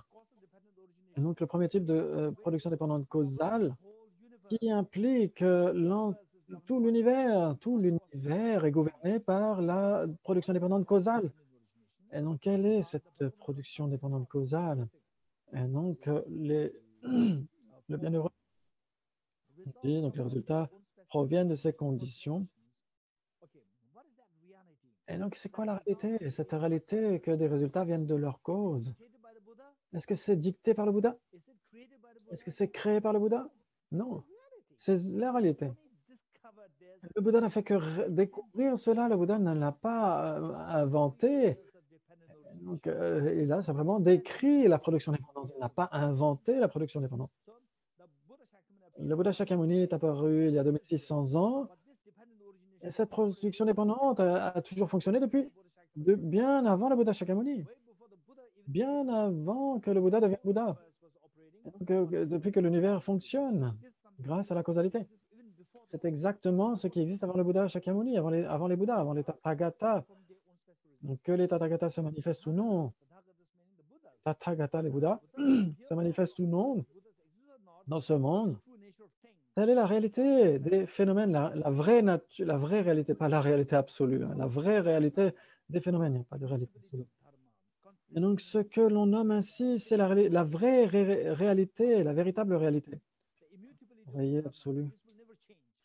Donc, c'est la constance du Dharma, l'immuabilité, donc l'incité du Dharma, en accord avec la production interdépendante, l'incité sans erreur, l'incité qui n'est pas autre que cela, l'authenticité, la réalité même, sans erreur ni distorsion.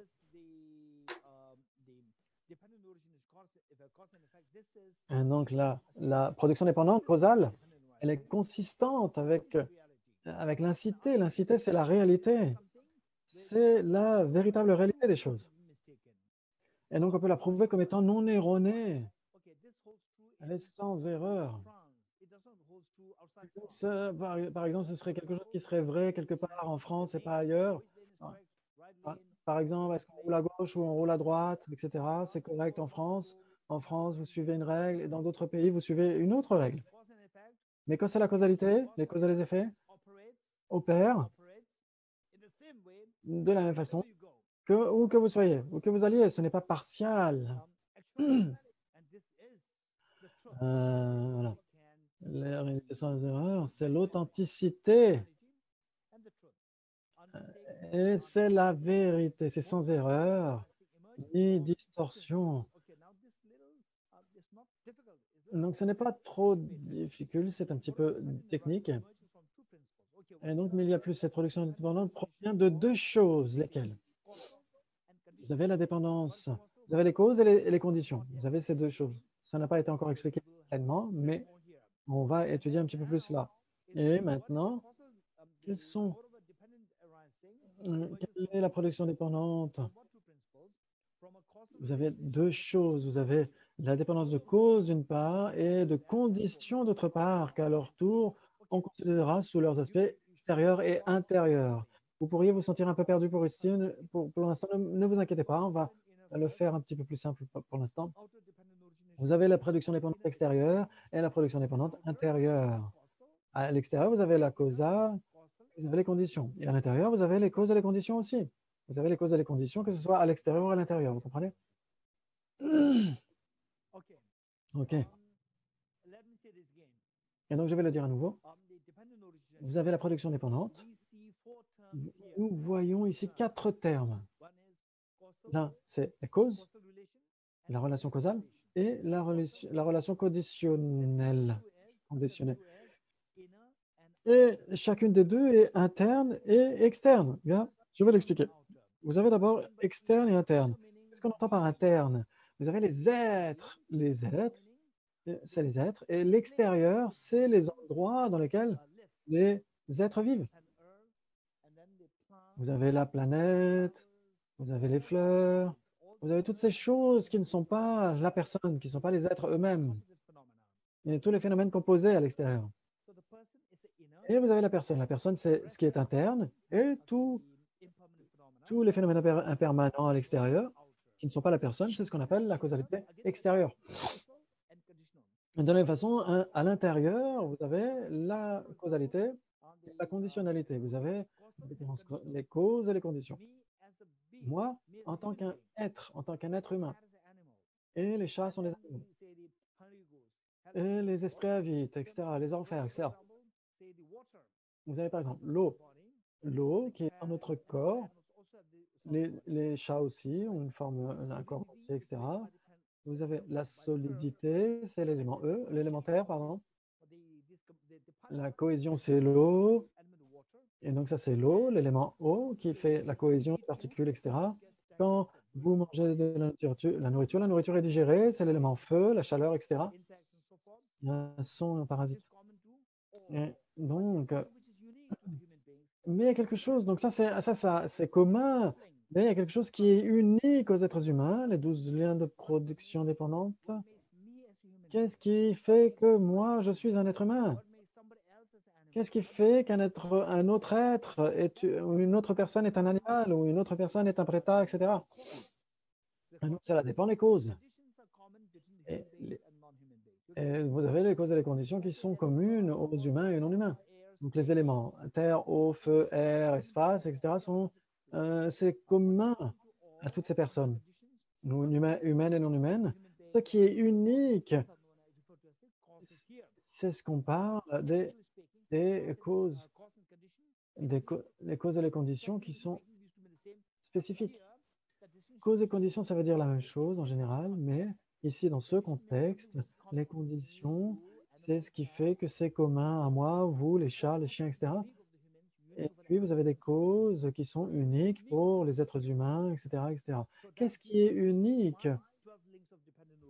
Et donc, en fait, voilà, les causes, c'est ce qui est unique à chacun d'entre nous, et les conditions, c'est ce qui est commun.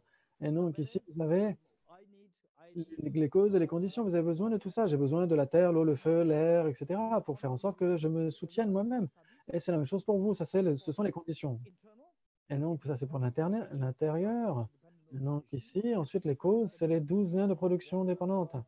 Donc, les causes, c'est les liens de production dépendantes, les causes intérieures. Et les conditions, c'est les conditions qui sont communes à tous les êtres, à toutes les personnes.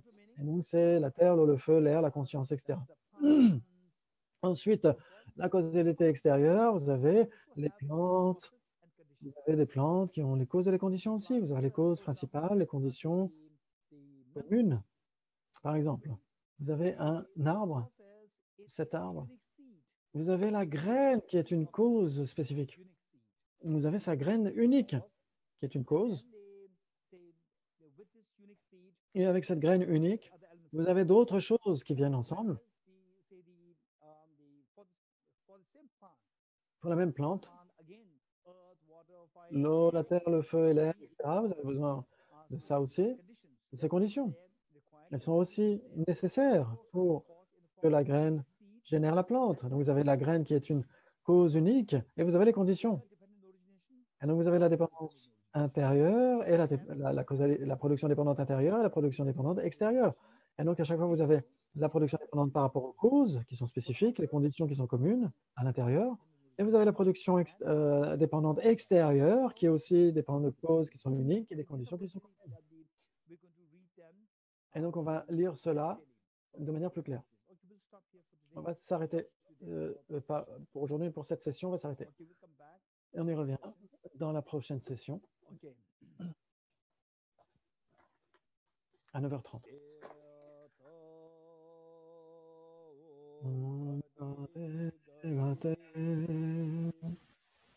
Para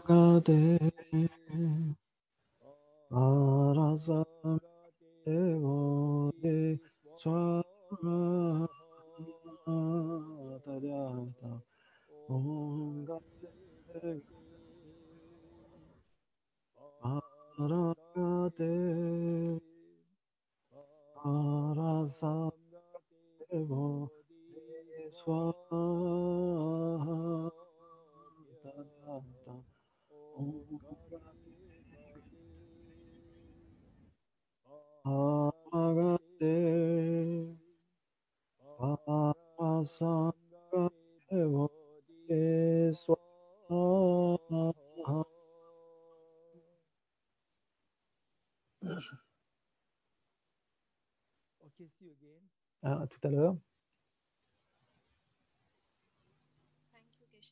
Et donc on revient à 9h30. À tout à l'heure. Essayez de revenir un petit peu avant pour tester le son.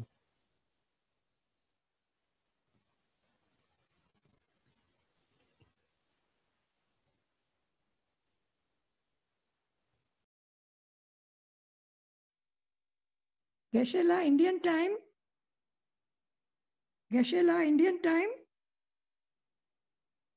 What time do we meet Indian time? Subhashini, it will be at 2 o'clock. Okay, thank you. Yeah.